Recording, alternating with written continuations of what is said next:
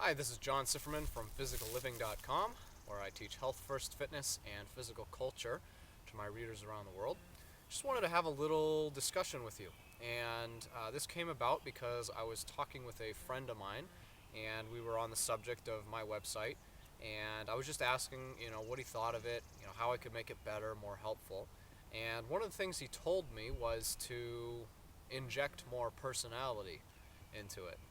And I couldn't help but chuckle because I feel like I do put a little bit of personality into it, perhaps too much. Um, but I understood what he was saying to me. The more real I can be, the better. Because I'm not trying to be that perfect, idyllic example, role model, citizen.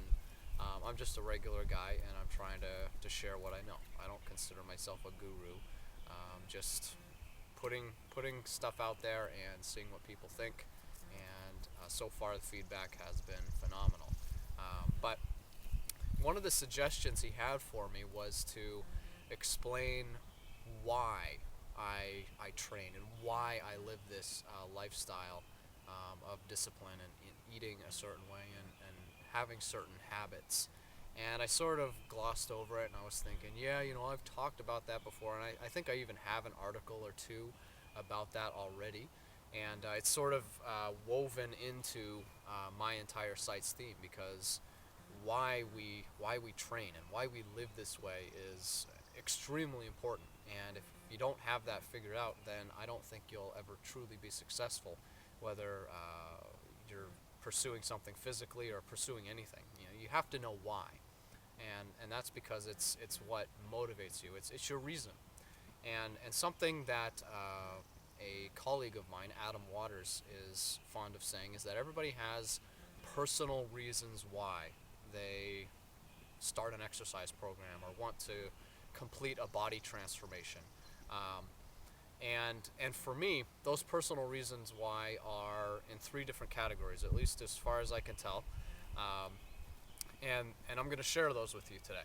You're going to get the full, unabridged, um, I guess, collection of my thoughts about why I live this lifestyle, why I train, why I eat a certain way, why I prioritize healthy habits and pushing myself to limits and always trying new things. Why I do the things I do, why I live the philosophy behind the Physical Living website. And for me, there's three categories. There's short-term motivators. There's sort of long-term that are more deep motivators. And then I think for everybody, we all have this super deep motivator that it just resonates with us on a very deep level. And I'll share that with you today too. So let's just go through them.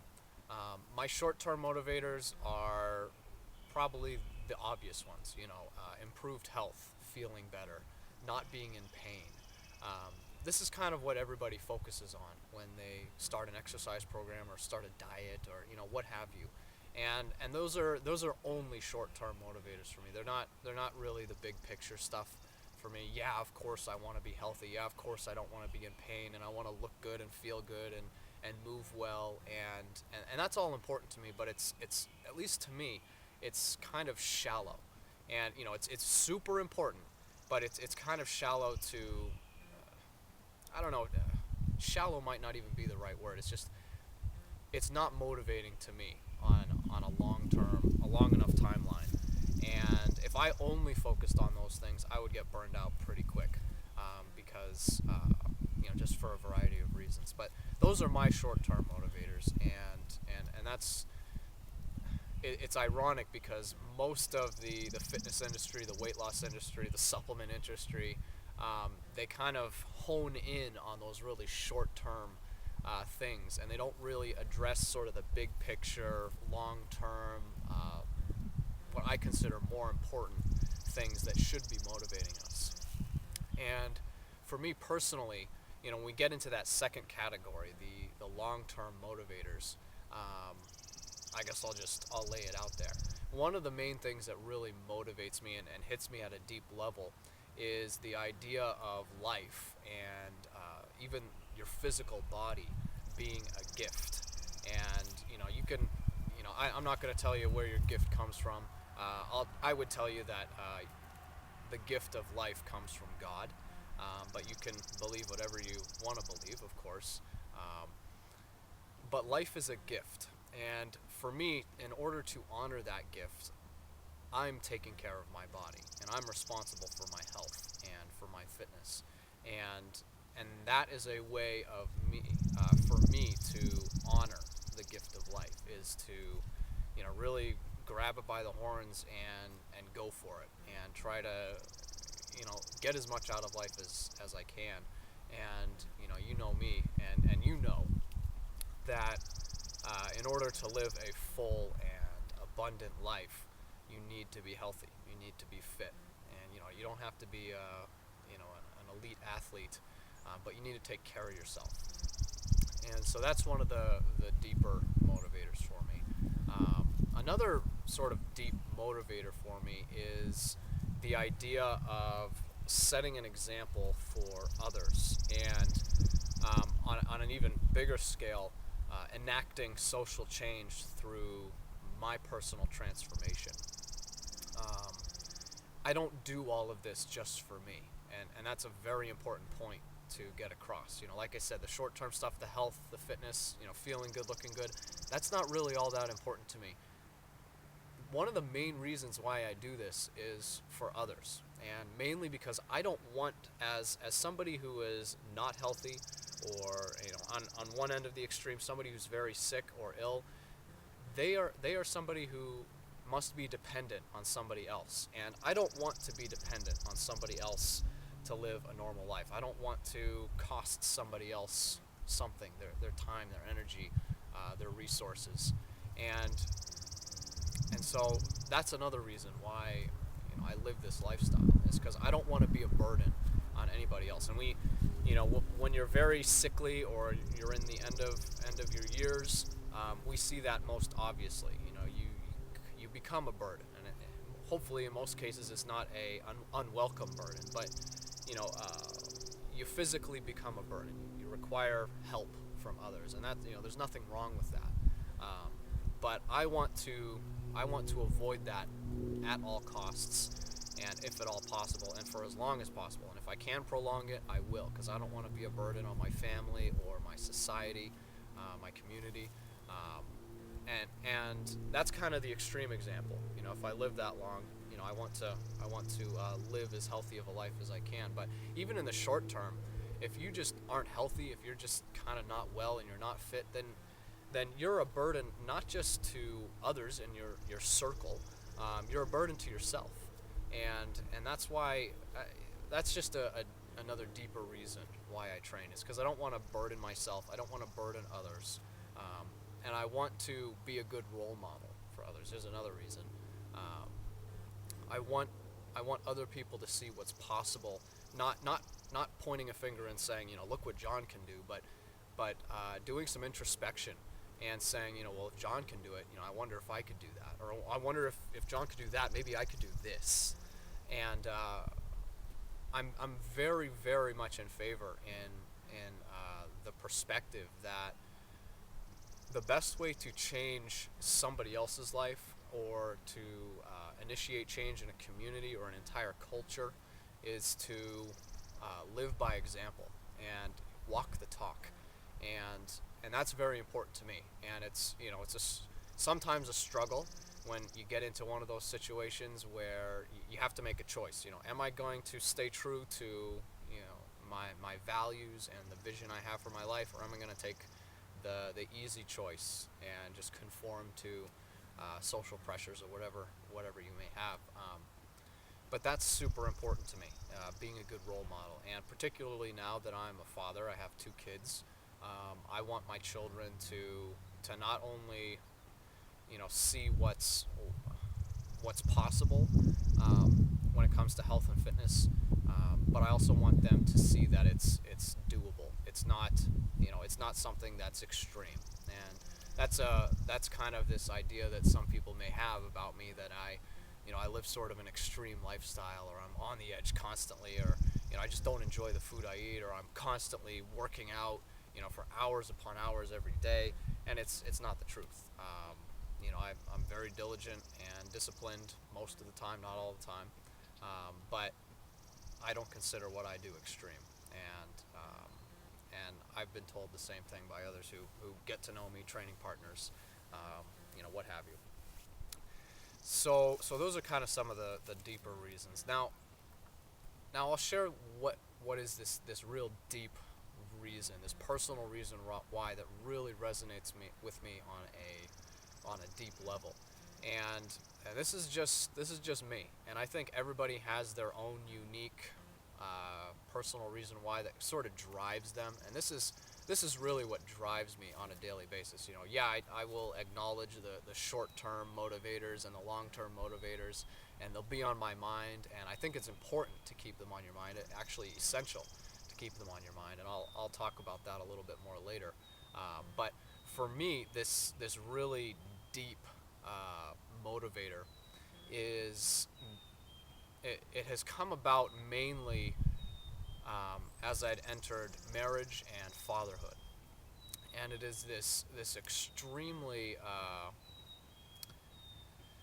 strong sense of responsibility over the personal safety of my family, my wife, my children, and it's this idea of that I'm not just their protector, I'm also their provider.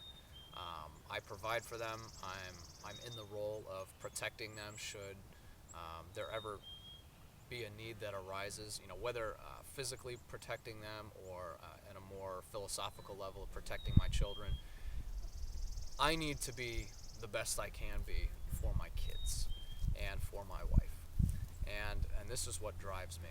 And I want to make sure that I provide not just materially, not just financially, as we have it in this idea in our culture that the father is the provider and he needs to go out and work and make a lot of money, and that's just the beginning.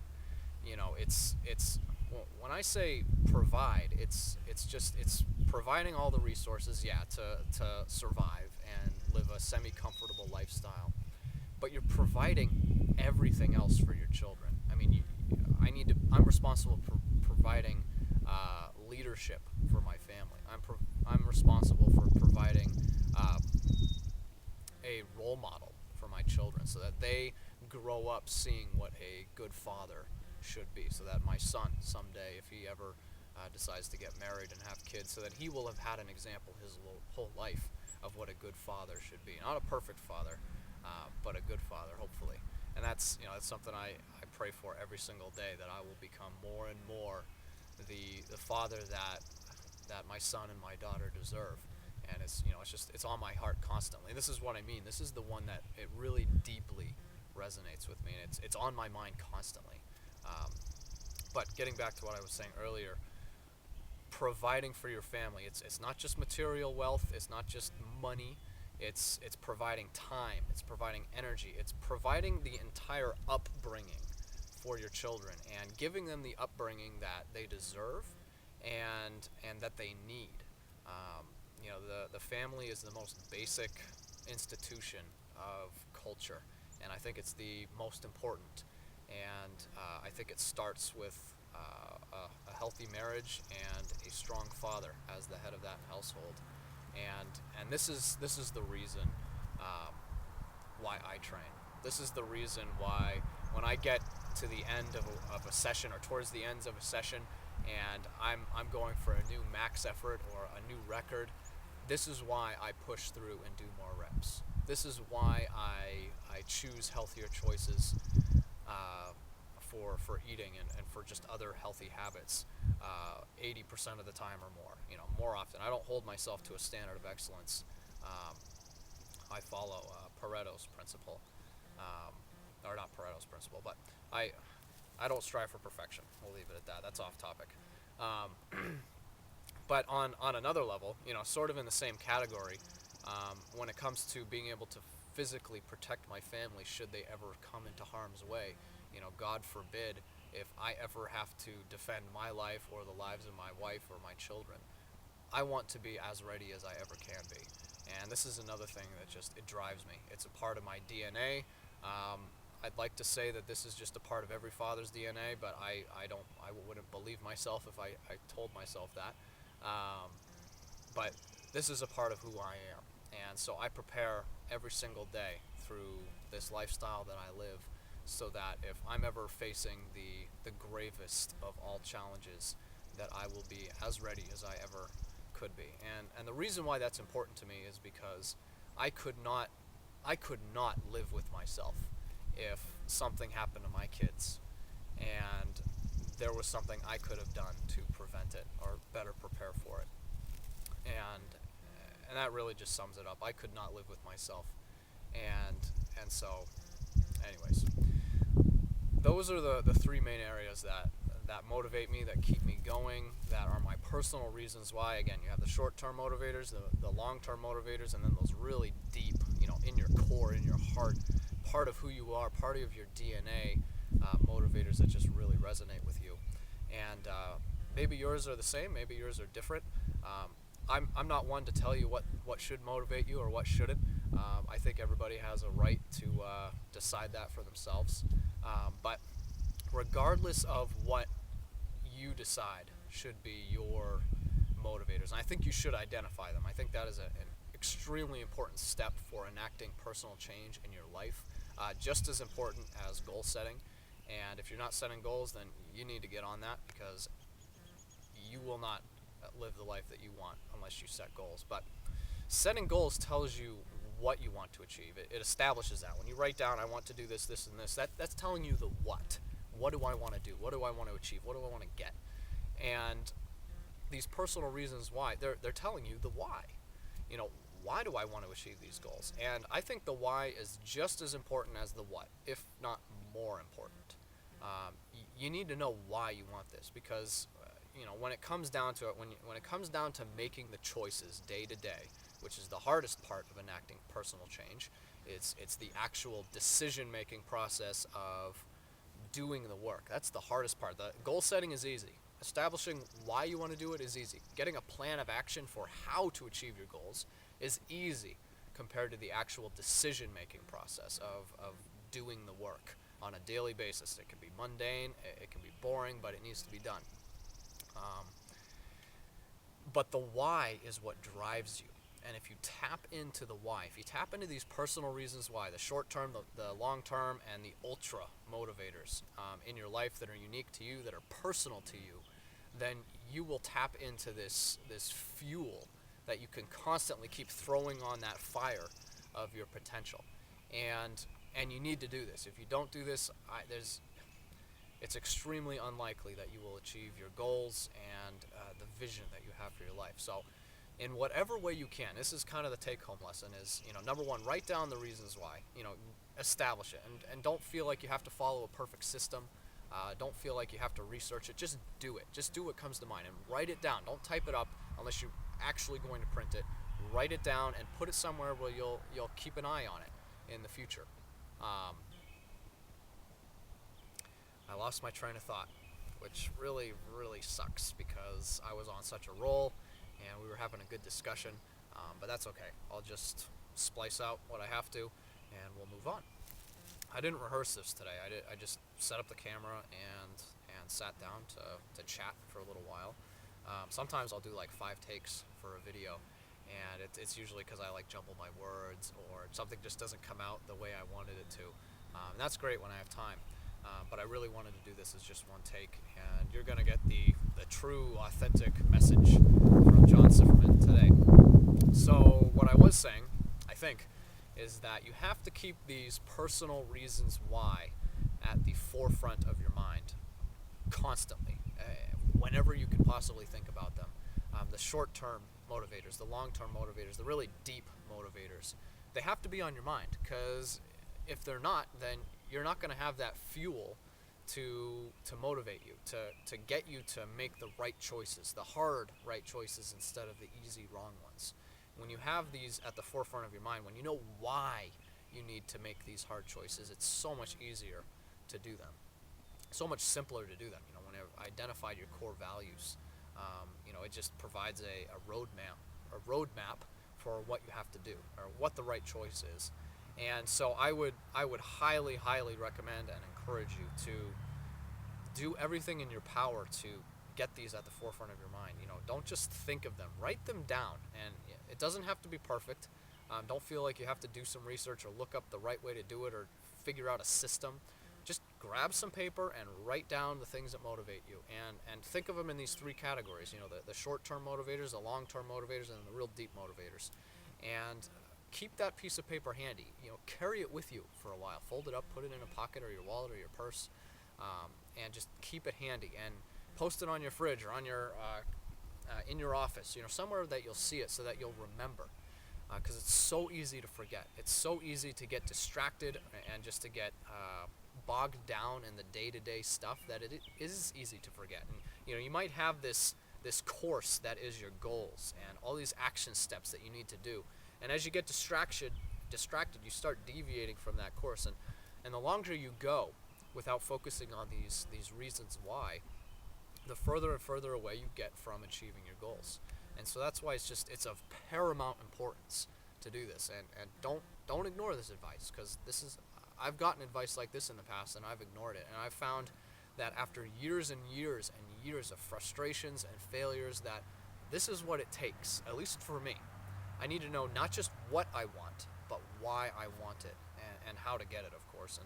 And if you have all three of those, then you've done all the preparation you can to make the right choice. When you get down to decision-making time, when it's time to make the choice, when it's time to do the thing that makes you a little uncomfortable or that stretches you a little bit, or that you would rather not do right now but maybe tomorrow, when you get to that point, it becomes so much easier. So I think that's everything that I wanted to share with you today. I hope it was helpful, and I hope that you did a little bit of introspection and started thinking about what really motivates you. And I hope that you'll take action on this, that this won't just be another video that you watch and forget about 5 minutes from now or 5 days from now. That this is something that it should be for life. And I can tell you with certainty that it will be for the rest of my life, because I've spent my whole life not doing this, or most of my whole life not doing this, and the last several years that I have started transitioning into this mindset, this perspective and this practice, because that's what it is. It's not something that's just contained in here. It's something that I have to do and be active, be proactive about. And hopefully that I'm hoping for you that you will do the same, that you'll take it seriously. You'll identify not just what you want, but why you want it and how to get it, and that you will do those things so that you can live the most fulfilling, most successful, best example of a life that you can. That's what I want for you. That's why I do the things I do, is because I want the best for not just me and my family, but for all of us. And that's why I share this video, my heart, and that's one of the major reasons why physicalliving.com even exists. So I guess with all that said, there's probably not that much else I can say. I've blabbered on for a really long time now. But I would love to hear what you think about this. I'd love to hear what motivates you, and maybe you feel very strongly about some of the things I do. Maybe your motivators are completely different from what motivates me, and that's okay. I'm not one to judge. I think everybody has the right to be motivated by whatever they want. So, anyways, on that note, I'm John Sifferman from physicalliving.com. Hope this was helpful. And I will hopefully see you around the internet, so please take care.